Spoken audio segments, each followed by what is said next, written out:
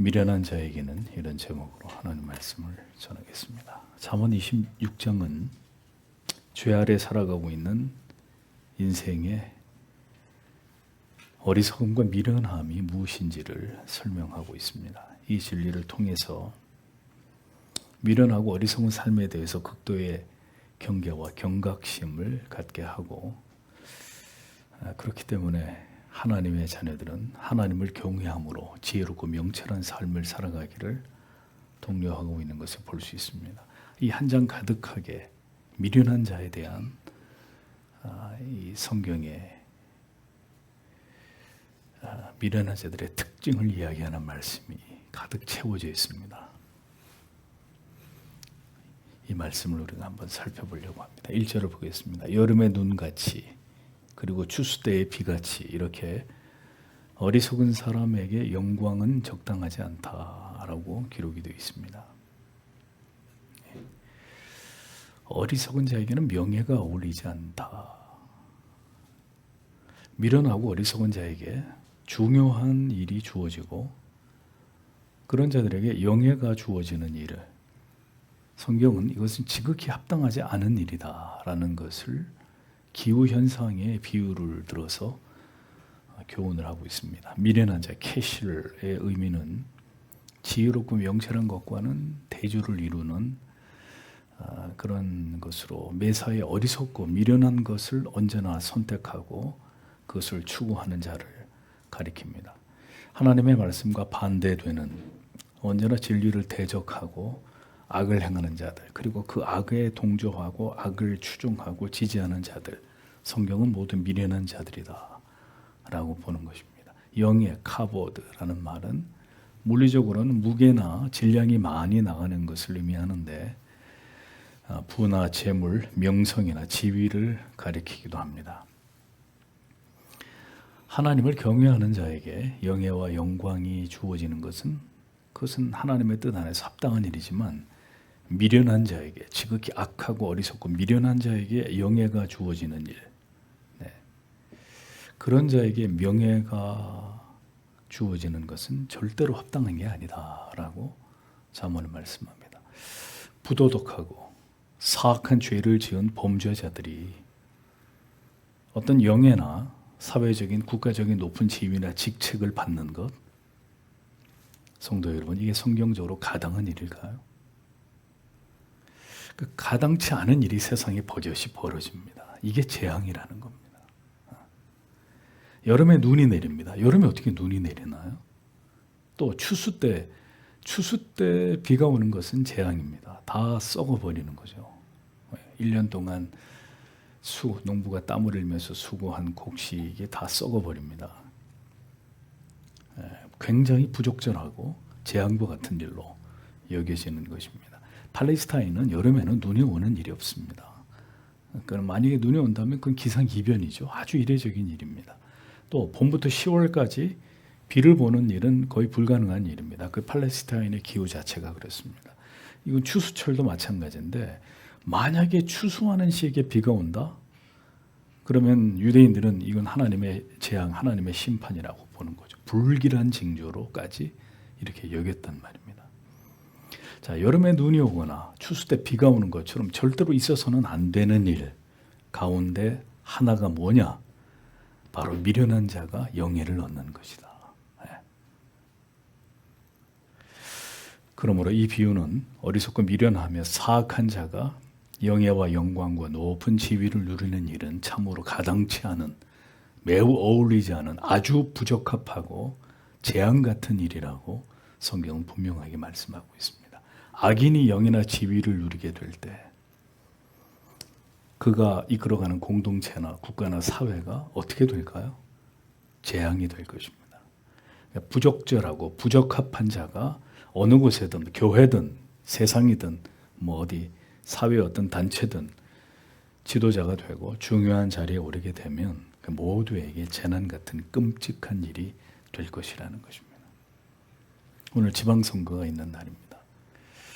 현재 국회의원 300명 중에 86명, 28.7%, 3명 중에 1명이 범죄자들입니다. 전과자들입니다.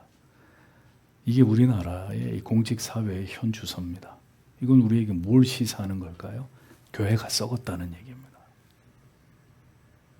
그 세상을 탓할 문제가 아니라 교회 안에도 자격 없는 목사, 자격 없는 교회 안에 직분자들이 수두룩한데 회심하지 않은 사람들이 목사를 하고 이런 일들이 비일비재한데 뭘 우리가 세상에다 대고 자격이 있니 없니 그런 얘기를 하겠습니까? 교회 안에도 회심하지 않은 사람이 천재인데 참으로 성경의 말씀에 비추어 보면 이 나라에 일어나는 모든 일들이 재앙 같은 일이 아닐 수 없습니다. 그러하기에 성도는 언제나 성경의 가르침대로 국가와 위정자들을 위해서 기도할 책임이 있는데도 불구하고 그 책임을, 그 사명을 전혀 오늘날 교회나 성도들이 감당하지 않는 겁니다. 세상이 어떻게 돌아가든 말든 그저 세상에서 먹고 마시고 즐기는 것에 심취하고 있는 그들이 그리스도인이라면 그 시대는 답이 없는 거예요. 부디 하나님이 세우시는 도덕적으로 정직하고 진실하고 윤리적으로 무흠한 지탄받을 일이 없는 그래서 하나님의 뜻을 이루어 나아가기 합당한 정의로운 자들이 사회적으로 공적으로 영예를 얻기를 합당한 지위를 얻기를 교회는 기도해야 된단 말입니다. 교회가 이 사명을 다하지 못할 때 그 사회는 악에 의해 장악당하게 되고 결국 하나님의 진노와 재앙을 피할 수 없게 될 것입니다. 하나님의 뜻에 합한 사람을 세우는 것 그리고 그들을 위해 기도하는 일은 모든 성도들에게 하나님께서 요구하시는 바이다라는 사실을 절대로 가볍게 여겨서는 안 됩니다. 2절을 보겠습니다. 새같이 방황하는 것, 제비같이 나는 것 이렇게 이유 없는 저주는 그에게 오지 않는다라고 기록되어 있습니다. 참새가 떠돈다는 의미는 참새가 무슨 목적이 있어서 날아다니겠어요? 그냥 날아다니는 거죠. 무슨 큰 뜻을 품고 참새가 날아다니겠습니까? 일정한 목적 없이 그냥 분주하게 불안하게 이리저리 날아다니죠. 제비가 날아가는 것, 날아가다 역시 사라지거나 소멸되는 것을 의미합니다. 새들이 부지런히 날아다니면서 뭐 일정한 곳에 머물지 않고 금방 있다가 사라지고 없어져 버리고 그런 일들이 일수이죠. 까닭 없는 저주란 이유 없이 헛된 분노에 가득 차서 내뱉는 저주의 욕설 같은 것을 가리키는데 자 그러니까 보세요.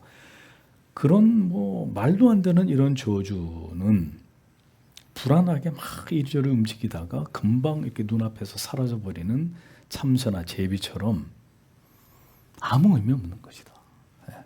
전혀 무슨 그거에 어떤 중요한 의미도 없고 그냥 눈앞에 있다가 금방 날아가 버리는 참새들처럼 금방 소멸되고 사라져 버릴 그런 가치에 불과하다. 악인이 아무리 짓거리면서 의인들에게 저주와 욕설을 퍼부어도 아무 그대로 되어지는 일이 절대로 아니다라는 거죠. 근데 고대 사람들은 어리석게도 누군가를 대상으로 이렇게 저주를 하기만 하면 그 저주가 화살처럼 그 사람에게 날아가서 그 저주가 그에게 이루어진다라는 이런 미신을 가지고 있었단 말입니다. 지금도 그렇죠. 지금도 미신을 믿는 어리석은 자들은 주술적인 방법으로 자기가 이렇게 미워하는 사람 막 저주하고 이렇게 막 그런 의식을 행하잖아요. 예. 뭐죠? 그 인형 같은 거 만들어 놓고 거기다 막 이렇게 참 어리석은 짓들입니다. 결백한 사람에게 혹여라도 악한 자들이 저주를 하거나 뭐 저주스러운 악랄한 욕설을 퍼부을 수는 있지만 아무 효력이 없다. 왜 그럴까요? 축복이나 저주의 권한이 누구에게 있어요? 하나님에게 있어요. 인간 따위가 뭐 누가 누구를 감히 저주를 하고 복받을지어다 이런 정신 나간 짓들을 합니까?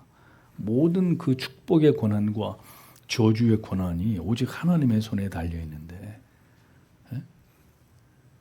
하나님만이 복과 저주의 원천이시잖아요. 모든 일을 주관하시는 분이십니다.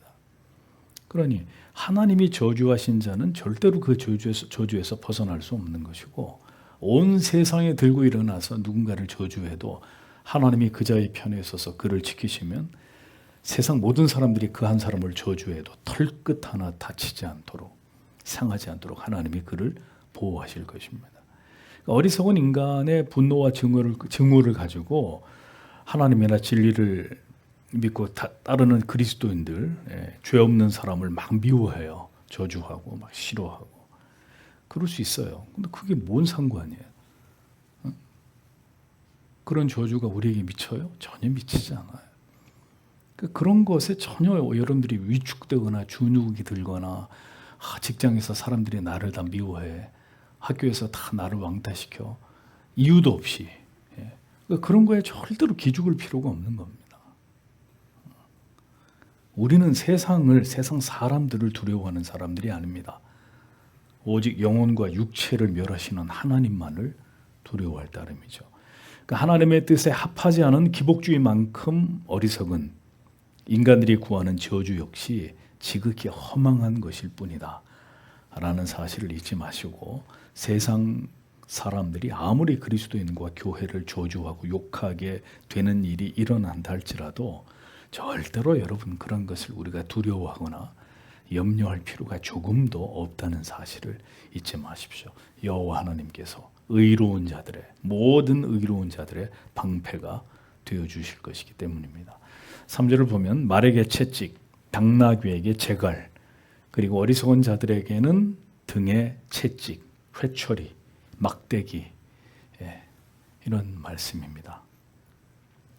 보세요. 말, 나귀, 그리고 미련한 자, 이 세 부류에게 각각 필요한 게 있어요. 그게 뭐냐? 채찍, 재갈, 그리고 회초리, 막대기다. 잠언이 이렇게 직설적으로 표현합니다. 말과 나귀하고 미련한 자 이렇게 동급으로 보는 거예요. 이 금수, 짐승들하고 미련한 인간하고 다 똑같이 보는 거죠. 성경은. 말과 나귀를 길들이는 일이 쉽습니까? 어렵습니까? 안 해봤으니까 모르죠. 근데 쉽지 않을 것 같아요. 봐도. 왜요? 말귀를 못 알아듣는 짐승이기 때문이죠. 그 짐승에게 사람이 타고 다니거나 혹은 뭐 마차를 끌게 하기 위해서 그 훈련을 시킨 일이 쉽겠어요? 어려운 일이겠죠. 그래서 그 짐승들을 훈련할 때 필요한 게 뭐냐? 채찍과 재갈이란 말입니다. 재갈을 입에 물려가지고 고통을 가하면서 훈련을 시키는 거잖아요. 자갈, 메데그라는 말인데 말이나 나귀를 제어하기 위해서 입에 물렸던 재갈을 가리킵니다. 보통은 말에 입에 물렸고 양옆에 굴레나 고삐를 이렇게 연결해서 말이나 나귀를 길들일 때 사용했던 도구죠. 주인의 의도대로 말이나 나귀를 움직이도록 하기 위해서 반드시 필요한 훈련을 해야만 됐고, 이 사람보다 훨씬 힘이 센 이 짐승들을 효과적으로 제어하기 위해서는 이런 도구들이 유용하게 사용이 됐을 것입니다. 채찍, 쇼트라는 말인데 가죽으로 만든 유연한 채찍으로 이 마차를 몰 때 이렇게 이리야 하면서 탁 이렇게 말의 등을 탁 후려치는 그 용도의 도구를 가리키는 것입니다. 말의 등을 탁 이렇게 후려치면 말이 마차를 끌고 앞으로 이렇게 달려 나가도록 사용했던 도구였죠. 그러니까 모두가 주인의 의도대로 뜻대로 짐승들을 이렇게 움직이도록 하기 위해서 훈련하고 조종하는 데 필요한 수단들이었습니다. 그러니까 이런 도구들을 사용하지 않으면은 짐승들을 조련해서 인간의 필요에 맞게 사용하는 일은 쉬운 일이 아니었다는 겁니다. 짐승이 가지고 있는 그 우매함과 주인의 뜻에 쉬 길들여지려고 하지 않은 그 야성의 본성 때문에 결국은 채찍으로 때려가면서 훈련을 시키지 않으면, 재갈을 물려가지고 고통을 가하지 않으면 인간에게 유용한 수단으로 사용하기가 어려웠다는 뜻이죠. 자, 그러면 미련하고 어리석은 자들도 그렇게 우매하고 고집스럽기는 말이나 나귀나 매 한 가지라는 것입니다. 성경은 그렇게 보는 거예요. 그러니까 미련한 자, 어리석은 자들도 절대로 하나님의 말씀대로 하나님의 계명을 따라서 행하려고 하지 않고 어떻게 합니까? 다 자기 고집대로 한단 말입니다. 자기 고집대로. 자고 싶으면 자고, 먹기 싫으면 먹고, 먹기 싫으면 안 먹고, 가고 싶으면 가고, 가기 싫으면 말고, 뭐든지 자기 고집대로 자기 멋대로 하려고 하잖아. 성숙하지 않은 사람일수록에 어린애처럼 하잖아. 어린애처럼. 어린애가 어떻게 행동해? 쥐 하고 싶은 대로 하잖아. 그러니까 뭐가 필요해요? 매가 필요한 거죠. 매가. 고집스럽고 미련하게 악을 행하고 하나님에 대해서 이탈하려고 하고 악한 마음이 그 영혼 가운데 얽혀 있단 말입니다. 그러므로 그 모든 미련하고 어리석음을 그 영혼에서 제하는 길은 뭐예요? 회초리와 막대기로 훈육하고 책망하고 그걸 교화시키는 것뿐이라는 겁니다. 막대기, 쉐베트, 여기 이건 전투에 사용하는 무기, 몽둥이 같은 것, 아니면은 양을 치는 도구, 나아가서 태형으로 사람을 이렇게 때리는 곤장 같은 거 때리잖아요.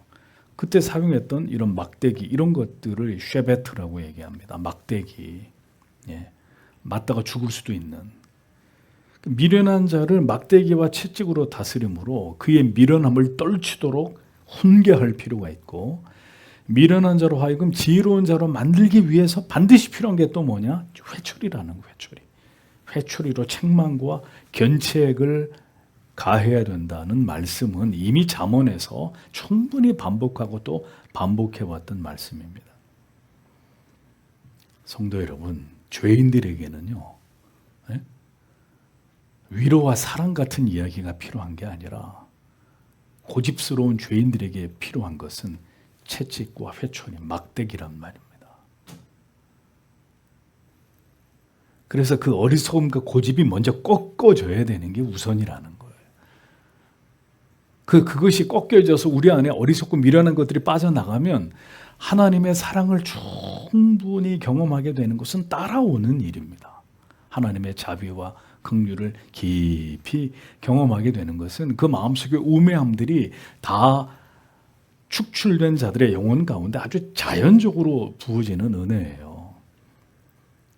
그런데 먼저 채찍과 회초리로 나의 죄됨이 벌거벗겨진 듯이 드러나고 그것이 깨트려지고 무너뜨려지는 게 우선인데, 자, 오늘날의 교회든 학교든 성도의 가정이든 보세요. 이 부패한 인본주의의 교육이 이루어지고 있는 세상을 한번 보시란 말입니다. 체벌이 사라진 가정, 학교, 무너진 교권, 자, 이런 환경에서 제대로 된 인간이 나올 수 있겠습니까? 제대로 된 인격을 갖춘 사람 같은 사람이 나오겠어요? 오늘날의 이 교육 현장에서? 애들 때리면 무슨 큰일 나는 줄, 경찰차가 학교에 쫓아오는 이런 시대에 이게 제대로 된 교육이 되겠냔 말입니다. 그러니 성경이 마지막 때 인간이기를 포기한 아주 포악하고 흉악한 자들이 되어갈 것이라고 성경이 이미 예언하고 있잖아요. 마지막 때 말세 인간들이 어떨 것이라고 성경이 이미 다 예언해 놨잖아요. 그놈의 인권 때문에. 자녀들의 죄악에 대해서, 불순종과 어리석은 고집에 대해서 부모는 반드시 엄격한 체벌을 통해서 이것을 교정해야 될 책임이 있습니다. 하나님의 모든 권위에 순복하는 자들로 만들어야 됩니다. 이것이 신본주의 교육입니다. 하나님께서는 여전히 우리 안에 있는 깨닫지 못하는 우리의 이 어리석음을 다루기 위해서 계속 하나님의 말씀을 통해서, 설교자를 통해서 우리의 죄를 깨닫게 꾸짖게 하시는 거예요. 우리의 죄를 보게 하시는 것입니다. 그런데 그런 거 듣기 싫다고 해서 이제 재밌고 즐겁고 감동적이고 위로해주는 교회로 가신다 이거죠. 가시라 이겁니다. 그러면.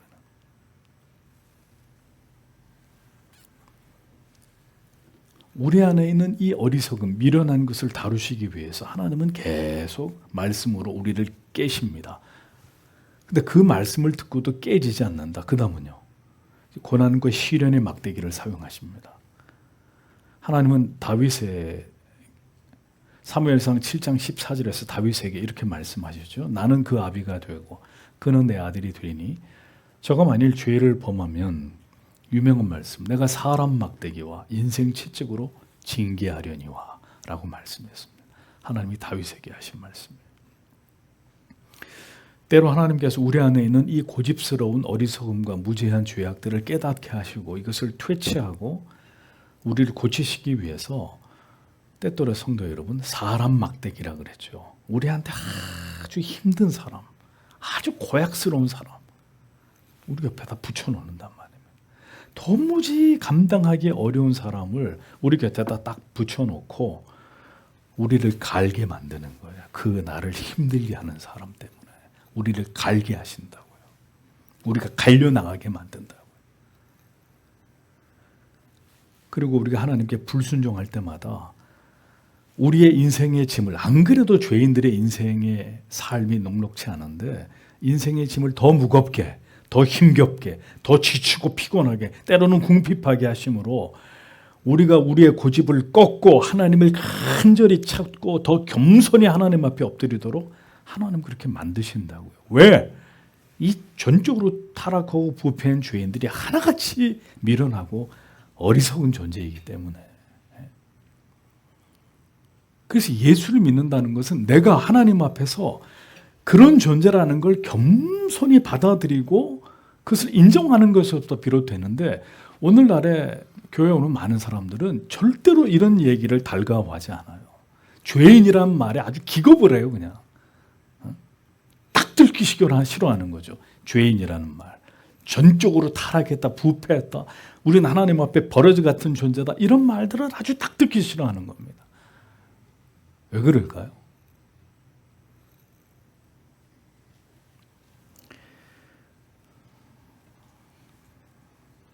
주의 지팡이와 막대기가 나를 안위하시나이다. 다윗은 시편 23편 4절에서 노래하고 있습니다. 목자는 지팡이와 막대기를 가지고 두 용도죠. 하나는 다른 짐승으로부터 양을 보호하는 용도, 또 하나는 양을 바른 길로 인도하기 위해서, 또 넘어진 양을 일으키기 위해서, 구덩이에 빠진 양을 건져내기 위해서, 이 두 가지 도구를 통해서 목양을 한단 말입니다. 그러니까 하나님의 사랑하시는 자들에게는 언제나 하나님의 징계가 임합니다. 왜? 징계를 통해서 우리를 교정하시고 깨닫게 하시고 우리의 어리석은 고집을 꺾게 하시고 우리의 죄를 드러내십니다. 그래서 여러분, 하나님의 징계는 뭐죠? 우리가 하나님의 참 아들, 딸이라는 징표예요. 그게. 그건 제 얘기가 아니라 히브리서 12장 8절에서 징계는 다 받는 것이거늘. 다. 누가, 여기서 다가 누구예요? 모든 하나님의 자녀들이 다 이 징계를, 예외 없이 다 징계를 받는다. 그런데 너희에게 없으면 너희에게 많이, 근데 저는 징계가 없는데요, 목사님. 저는 징계 같은 걸 받아본 적이 없어요. 저는 학교 다니면서 선생님한테 야단을 맞아 본 적이 없어요. 공부를 잘했기 때문에. 아이고 참. 그러면 성경이 얘기합니다. 사생자요, 사생자요. 참 아들이 아니니라 라고 분명히 말씀했습니다.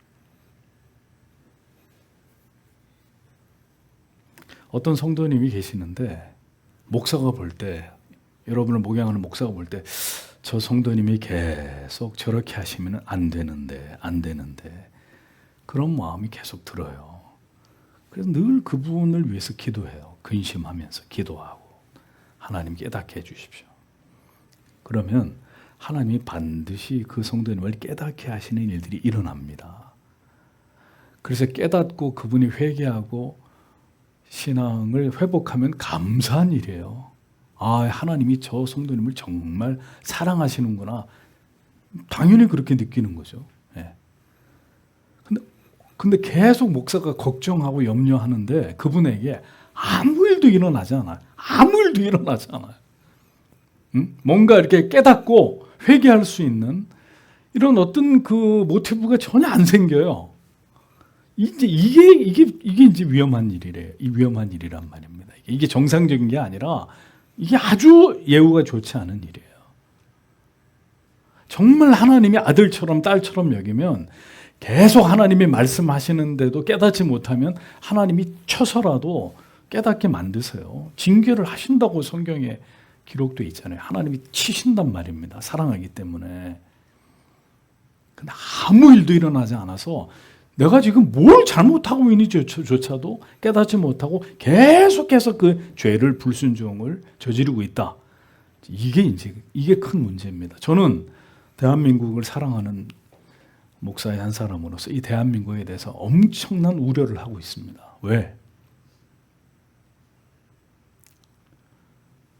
70년 동안 80년 동안 두드려 맞은 적이 없거든요. 한국 교회가 정말 곡소리 날 만큼 핍박과 환란을 겪으면서 하나님 살려주십시오. 우리의 죄를 회개합니다. 하나님 우리를 용서해 주십시오. 이런 일이 여러분 기억이 있으면 말씀해 보십시오. 그런 기억이 있으시면.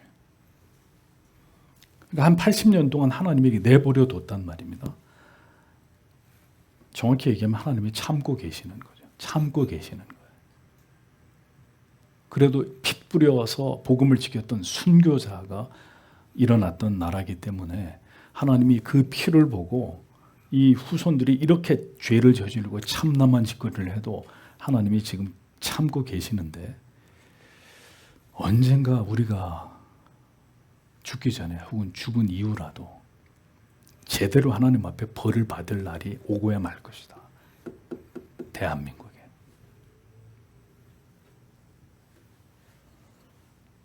우리의 유익을 위해서 그의 거룩하심에 참여시키기 위해 하나님께 손을 둬 우리의 어리석고 미련하고 불순종함에 대해서 하나님은 회초리를 드시는 분입니다. 사랑의 매를 드시는 분입니다. 그러나 성도 여러분, 하나님은 절대로 때리기만 하시는 분이 결코 아니십니다. 욥기의 말씀처럼 아프시게 하시다가 싸매시고 상하게 하시다가 그 손으로 고치시는 하나님이시다. 이스라엘 역사가 그렇잖아요. 하나님이 때리시기만 하십니까?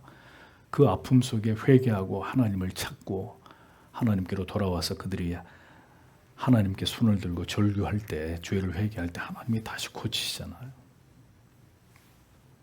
이 나라와 한국 교회가 부디 하나님 앞에서 행한 모든 미련하고 어리석은 죄로 인해서 부디 하나님의 진노의 채찍과 회초리의 다스림을 받지 않도록 성도 여러분, 여기에 계신 여러분만이라도 깨어서 기도하시는 분들이 되셔야 됩니다. 이어서 4절에서 5절을 보겠습니다. 너는 어리석은 자의 어리석음과 같이 대답하지 말라. 너 또한 그를 닮지 않도록. 너는 어리석은 자에게 그의 어리석음과 같이 대답하라. 그의 눈들에 그가 지혜로운 자가 되지 않도록 이라고 기록이 되어 있습니다. 자, 먼저 4절의 말씀은 미련한 자와 이야기할 때 일일이 그의 말에 대답할 가치가 없다 라고 권고하고 있습니다. 이유는 그 미련한 자가 주절주절 하는 말은 우리가 듣고 귀담아 듣고 거기에 동조하거나 뭐 동의해 줄 가치조차 없기 때문에, 대꾸할 가치조차 없는 얘기이기 때문에 인간의 지극히 어리석은 생각만으로 하나님의 진리를 판단하고 하나님의 존재하심을 가소롭게 여기면서 이 복음의 진리를 비우는 자들, 입을 섞어서 말할 이유도 없다는 거예요. 이단들이나 뭐 이런 존재들 말입니다. 그들은 우리가 하는 말을 절대로 들을 사람들이 아니고 어떻게든 우리가 믿는 하나님의 존재를, 진리를 비우고 조롱하고 멸시하고 비난하려고 하는 자들이기 때문에 그런 미련하고 어리석은 자들과 함께 우리가 그들의 말에 동조해주고 맞장구를 쳐주고 그러다가는 결국은 그들의 논리에 미혹되거나 그 우매하고 어리석음에 동참하게 되거나 그들의 논리에 결국 미혹이 돼서 넘어가 버리게 되는 이런 일들이 일어날 수 있다. 너도 똑같이 미련해진다 라고 경고하고 있는 겁니다. 보십시오. 철저한 인본주의의 논리로 무장한 반성경적이고 반기독적인 이런 사상과 이념을 추구하는 자들과 무슨 말을 하겠어요, 여러분들이? 우리가 무슨 말을 하겠습니까? 어떻게 우리의 주장하는 바와 그들이 주장하는 바가 좁혀지겠습니까? 어떻게 어떻게 타협을 할까? 진리를 가지고 비진리를 이야기하는 사람들과 어떻게 타협을 할까요? 어떻게 합일점을 찾을까요? 이게 다른 문제 같으면 어떻게 좀 이렇게 협상을 하고 적당히 타협점을 찾을 수 있겠지만, 아니 진리와 비진리가 어떻게 타협점을 찾아요? 흑백의 논리잖아요, 진리는. 그래서 자꾸 교회가 세상하고 어떻게 뭐 친해져야 되고 이런 얘기하는데, 난 그런 얘기하는 사람한테 물어보시, 뭘 어떻게 해야 되는지 얘기해 보라고, 당신 입으로. 어떻게 하면 교회가 세상과 친해질 수 있는지 얘기 한번 해보라고. 그게 가능한 얘기인가? 참 답답한 소리들을 합니다. 우리 각자의 주장이 좁혀지겠냐고요. 한쪽이 맞으면 한쪽은 틀린 거예요. 모두가 맞는, 뭐 이렇게 고상한 얘기들 합니다. 맞다 틀리다고 얘기하지 말래. 예? 옳고 그름을 얘기하지 말래. 다 그냥 인정해 주래. 굉장히 듣기 좋은 얘기 같죠? 그건 반기독적인 얘기예요. 반성경적인 얘기예요. 옳으냐 틀리냐가, 성경은 옳고 그름을 얘기하는 진리지. 모두가 다 맞다, 모두가 다 옳다. 성경은 그런 관점을 이야기하지 않습니다. 그건 인본주의의 관점이에요. 다 틀리지 않아. 네 생각도 맞고 네 생각도 맞고 다 정답은 없는 거야. 이건 사탄의 논리입니다. 한쪽이 맞으면 한쪽은 틀린 거예요. 그런데도 많은 그리스도인이라고 하는 자들은 이 저급한 인간의 논리, 이념, 사상에 경도되어서 자, 그들과 같아지려고 합니다. 보세요. 그래서 세상이 이렇게 막 가는 겁니다. 그리스도인들이 비기독교인들과 많은 면에서 사상의 궤를 같이 하려고 하는 거예요. 괜찮아, 우리는 다 이해해, 다 너희들 품을 수 있어. 뭐 그러면 굉장히 세련된 그리스도인들처럼 보이나요? 참 한심하기 이를 데 없습니다. 그런 그리스도인들이 굉장히 개념 있는 그리스도인이고, 우리처럼 이렇게 흑백의 논리를 가지고 세상과 각을 세우는 그리스도인들은 꼴통 그리스도인이 되는 거예요. 저는 절대로 성경적으로 그런 논리에 동의할 수 없습니다. 그렇게 그리스도인이라고 하는 자들이 이 세상에 인간의 저급한 논리와 이념과 사상에 경도된다. 그들과 같아지려고 한다. 제가 여러분들에게 똑똑히 말씀드릴게요. 그들이 그리스도인이면 내가 그리스도인이 아니고, 우리가 그리스도인이면 그들이 그리스도인이 아니에요. 둘 중에 하나는 구원받은 사람이 아니란 말입니다. 종교의 자유를 말살하고 기독교의 진리 자체를 부정하는 무신론자인 공산주의, 반성경적인 모든 타락한 인본주의 사상을 쫓는 이들과 우리가 대화를 하자고요? 그럼에도 불구하고 자꾸 그런 악한 사상과 이념으로 무장한 자들과 교류를 하고, 신자가. 그러면 결국 분별력을 잃어버리고 그런 자들에게 휩쓸리게 됩니다. 그래서 성경은 미련한 자의 어리석은 것을 따라 대답하지 말라고 말씀합니다.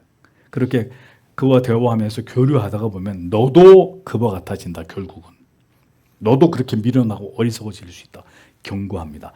아주 완곡한 표현이에요. 하지만 정확히 말하면 너도 똑같이 멸망당한다. 하나님께로부터 끊어진다. 자, 이어지는 5절은 4절의 말씀과 상반되는 듯이 보입니다. 앞에서는 미련한 자의 어리석은 것을 따라서 그에게 말하지 말라 그래 놓고, 여기서는 대답하라고 또 이렇게 얘기합니다. 그렇죠. 미련한 자의 어리석은 것을 따라 그에게 대답하라 또 이렇게 말씀합니다. 4절은 미련한 자와 세속적 논쟁을 금하면서 또 여기서는 논쟁에 맞서라고 교훈하는 듯이 보입니다. 자, 여러분, 그런데 이 말씀은요, 상호 상반되는 의미가 아니라 미련하고 악한 자들과 논쟁할 때의 방식을 설명하는 말씀입니다. 자, 예를 들어서 미련한 자가, 세상의 무신론적인 사상으로 무장한 자가 도무지 우리가 동의하고 공감할 수 없는 이야기를 싸우자고 우리에게 도발할 때 침묵하면서 그 말을 외면하는 것이 지혜로우나, 만약에 진리가 일방적으로 매도되고 완전히 본질과 달리 이게 왜곡되는 말들을 그들이 막 서슴지 않고 이야기해서 이 진리를 완전히 매장시키려고 할 때, 그때는 묵묵무답으로 침묵함으로 그들이 맞다는 걸 암묵적으로 동의하는 듯이 보여서는 안 되고, 분연히 일어서서 그들이 가지고 있는 하나님의 진리에 대한 어리석은 궤변, 왜곡된 그들의 논리를 깨부시면서 명쾌하게 진리를 가지고 변증을 하고 우리가 믿는 참 진리의 위대성을 드러내야 된다는 것입니다. 자, 만약에 그렇게 하지 않으면 역시 우리들의 생각이 맞았어 하고 저들이 자기들의 생각을 더 정당화하고 더 기세등등해질 것이기 때문에 진리의 문제에 관해서는 칼을 뽑으라 이겁니다. 성경을 혐오하는 논리에 대해서는 맞서 싸워야 됩니다. 복음을 온몸을 던져서 변증하고 인간의 저급한 논리와 사상이 얼마나 그릇된 것인지를 깨우쳐줘야 됩니다. 그렇게 함으로 하나님을 알지 못하는 무지하고 어리석은 자들이 그들의 논리로 더 많은 사람들을 미혹하지 못하도록 선한 싸움을 싸워 나가야 됩니다. 그것이 우리의 사명이기 때문입니다. 그 진리를 대적하는 어리석은 자들의 사악한 논리에 그리스도인들이 침묵하면 세상은 더 급격히 거짓이 진실을 잡아먹게 될 것입니다. 그러므로 저급한 도발에 대해서는 침묵하되 진리 전쟁에 대해서는 침묵하면 안 된다. 그 말입니다. 그러니까 예를 들면 이런 거죠. 무슨 정치적인 거 가지고 그렇게 싸우냔 말이에요. 믿는 사람과 안 믿는 사람들이. 그 백날 싸워보세요. 그 답이 나오나.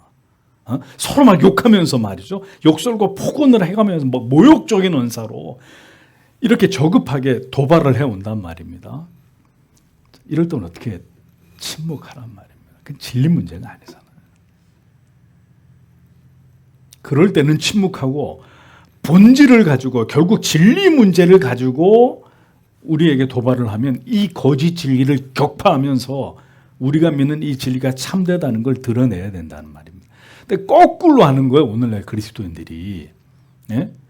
이 진리 문제가 아닌 건 가지고는 막 진흙탕 싸움을 하고 진리 문제가 정작 나오면 전부 다 입을 다물고 꽁무니를 빼고 있단 말이에요. 거꾸로 하고 있단 말입니다. 거꾸로.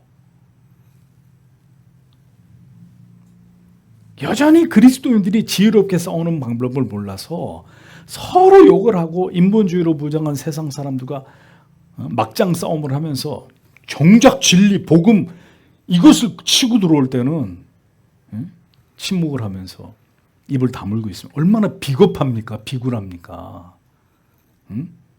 왜 그래요? 지혜도 없고 지식도 없고 실력도 없으니까 용기도 없고. 그러니까 좀 더 세련되게 싸울 필요가 있다는 겁니다. 그렇게 하려면 그리스도인들이 지혜와 실력과 용기와 믿음과 성령으로 충만함이 필요한 거죠. 그걸 위해서 기도하고 준비하라는 겁니다. 좀 그리스도인들이 똑똑해야 됩니다. 그 세상 사람들처럼 막장같이 굴지 말고 똑같이 그렇게 저급하게 싸우지 말고 우리는 진리 문제를 가지고 찍소리하지 못하도록 이 성경의 하나님의 말씀을 가지고 그들을 압도해야지 다른 사람의 말 가지고 논쟁을 할 게 아니고요.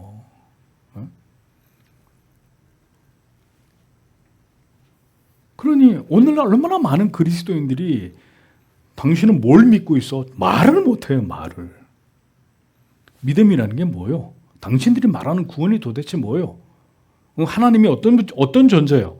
우리가 왜 예수를 믿어야 돼요? 이런 걸 질문하면 몰라요. 나도요. 이러면 답이 없는 겁니다. 이 치열한 영적 싸움이 벌어지고 있는 이 시대에 잠언은 매우 중요한 교훈을 우리에게 던져주고 있습니다. 부디 이 모든 말씀을 통해서 우리가 우리의 믿음을 굳게 지켜낼 수 있는 하나님의 자녀들이 되어야 합니다. 이 마지막 때에 사탄이 온갖 걸 총동원해가지고 교회를 공격하고 있잖아요. 우리 자녀들부터 해서 모든 성경에 반대되는 모든 것들을 긁어 모아가지고 아직 물리적으로 교회를 핍박하지 않았을 뿐이지 인간의 정신세계, 문화, 교육, 정치, 철학 모든 분야를 총동원해가지고 교회를 그리스도인들을 공격하고 있잖아요. 그거를 깨닫지 못하는 많은 사람들이 이미 세상의 편에 서버렸고 진리를 버리고 이 악한 세상의 편에 서서 기독교인이라는 자들이 그런 세상의 사악한 논리를 쫓고 그 사상과 이념에 동조하는 말도 안 되는 이런 일들이 일어나고 있죠. 얼마나 어리석으면 하나님의 백성이라는 사람들이 얼마나 무지하고 어리석으면 이런 일들이 일어나겠습니까? 그러니까 교회가 그러니 세상은 끝난 것이다.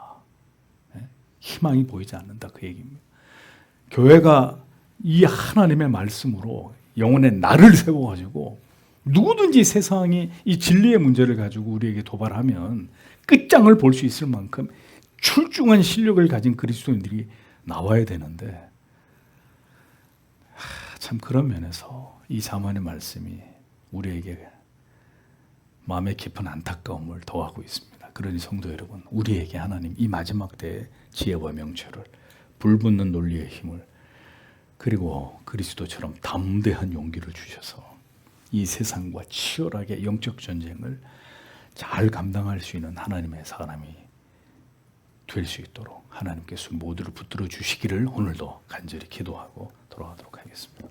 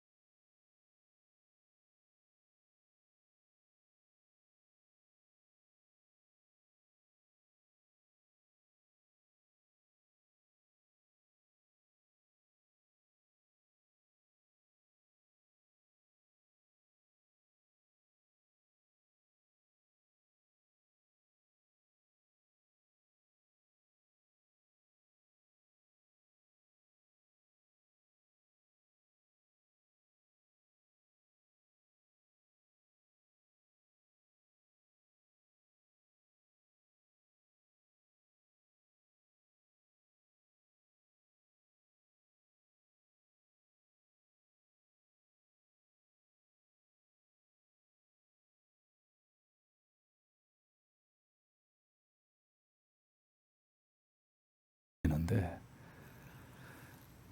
참 그런 면에서 이 잠언의 말씀이 우리에게 마음의 깊은 안타까움을 더하고 있습니다. 그러니 성도 여러분, 우리에게 하나님 이 마지막 때의 지혜와 명철을, 불붙는 논리의 힘을, 그리고 그리스도처럼 담대한 용기를 주셔서 이 세상과 치열하게 영적 전쟁을 잘 감당할 수 있는 하나님의 사람이 될 수 있도록 하나님께서 모두를 붙들어 주시기를 오늘도 간절히 기도하고 돌아가도록 하겠습니다.